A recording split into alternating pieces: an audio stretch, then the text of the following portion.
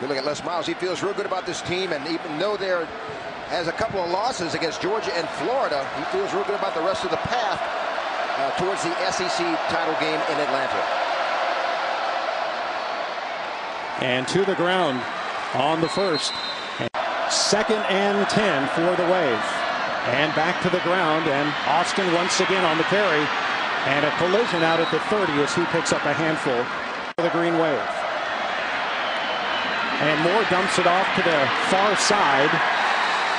And that will be well short. 1st and 10 from their own 14. And Scott, the ball carrier, still on his feet. And makes it out to about the 20-yard line for a gain of. And now on 2nd and 15. Back to the ground attack. Scott breaks free. Cuts back to the inside. Scott with a great run down to the 22-yard line. A gain of 55. Tight ends. On 2nd and 4, Scott up the middle again. And down to the 6-yard line. Here and former walk-on makes the tackle. Scott bruising his way, and it's into the end zone for the touchdown. Tigers don't waste any time putting points on the board. From 48 yards. He is 1 for 4 on his field goals on the last 4, all 40 plus, but not on that one. Make it 2 out of 5 as Stevano gets his 8th field goal. They are going to go on 4th down instead of risking it, and straight ahead trying to get that 1st down, and that one is going to be close once again. And he did not. Came up inches short as the LSU defense makes its stand. And it's Murphy. And Murphy's got a hole up across the 40. And at 6'1" and 196 pounds. And Murphy once again looking to bounce to the outside. And he's up to about the 46-yard line. Doing a bit of a no huddle here as they're kind of trying to get the offensive plays off. That's Holiday on the reception. Check that, make that Demetrius Byrd. And from the shotgun, maybe the pistol even. Murphy, the carrier, he's going to get the 1st down, indeed, across the 35 down to the 34-yard line. On 2nd and 10 now. That's Scott, the ball carrier. And down to the 25, make it the 24-yard line. This season for Scott. And another opportunity here. Tough to bring down, out to about the 17-yard line now. Quinn Johnson blocking for Scott once again. And still on his feet. And that on 12 carries. To the air, Lee, open receiver, touchdown Tigers. Brandon LaFell gets his 6th touchdown reception of the season. Second quarter over top-ranked Texas. And the ball is loose. LSU has it. That is Hawkins. And he'll take it in for the touchdown. Touchdown Tigers on the defensive side.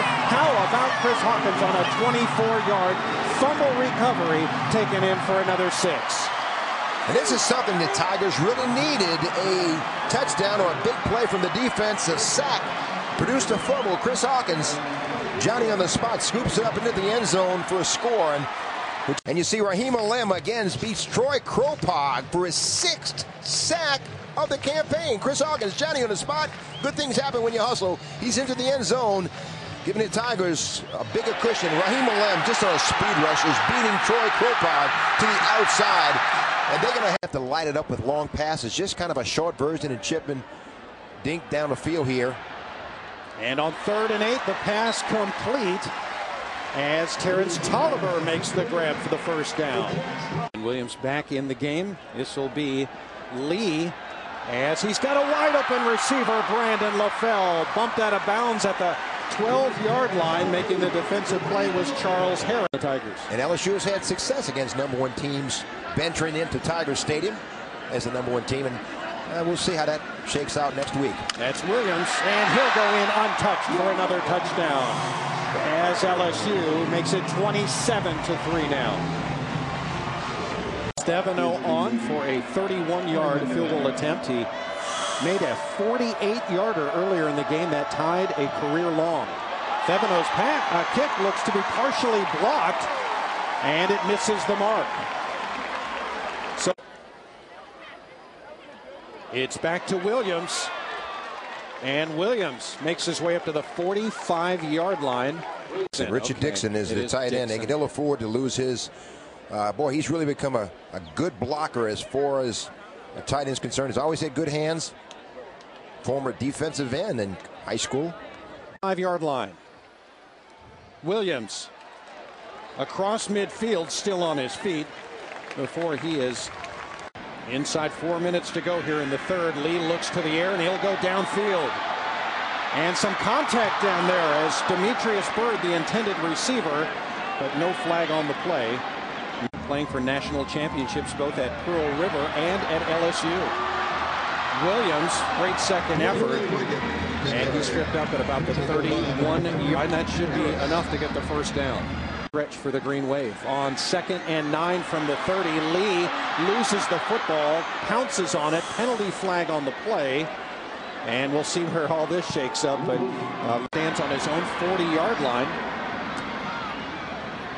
And Holiday tries to pick it up and is absolutely creamed, as he does, by Philip Davis. Maybe they're still looking toward that redshirt season for him. Lee, that's going to get intercepted. Picked off by Travis Burks. And Burks is going to take it in for the score. Another pick six for Jarrett Lee. And he is down on the turf at the 16-yard line. Turn for a touchdown, and now Lee is down on the field. That's his 10th interception, his 5th return for a touchdown, and Jarrett Lee felt pressure. Logan Kelly came from the outside, and Jarrett Lee just forced the ball and didn't see the coverage with Burks in coverage, and he just took it to the house. 43. As Jarrett Lee does return, I think he needs to shake this off and get back and sink again. He was playing. Now he's hearing the boos from the fans, but we'll have to shake that off and move on. This week, we'll boot this one away. High punt, and Holiday takes it at his own 30-yard line. Cutting to the outside to the 35, and near midfield as he's run out of bounds, and they'll spot that one at the 45-yard line. You see, as the lane is setting up, as they're pointing which way to go. That was Harry Coleman, Stephen Ridley with a block, and he just puts a good move as he's running up the lane. Good blocking downfield. That's moment has come. Jordan Jefferson has checked into the football game for LSU. Ridley gets the carry, and Jefferson, the much-awaited insertion into the lineup here tonight, and it comes with just about 4 minutes, a shade under 4 minutes remaining. Don't expect him to throw the ball very much, just kind of hand it off. He's got the arm. 2,846 yards, 24 touchdowns last year, just 3 interceptions. And handoff once again, Ridley with the carry, and Ridley, nice pickup there, has the first down and a little bit more.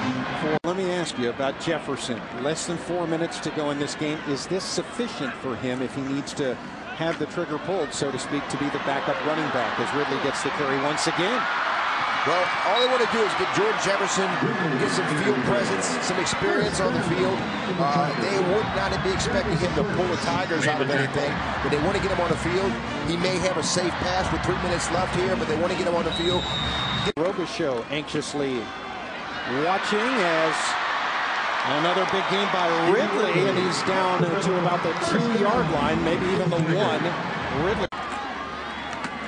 Ridley does the honors himself. Ridley gets the handoff and caps the drive after having several long runs, and Ridley gets the touchdown, his first career touchdown. First as a Tiger, and he's glad to have that. And you know, and Tulane will let it run out, and it'll be an LSU victory, 35-10, as LSU picks up its 6th win of this season. An important game here tonight. It makes the Tigers Bowl eligible, and now Renee Nato, the Alabama Crimson Tide, will come to town next.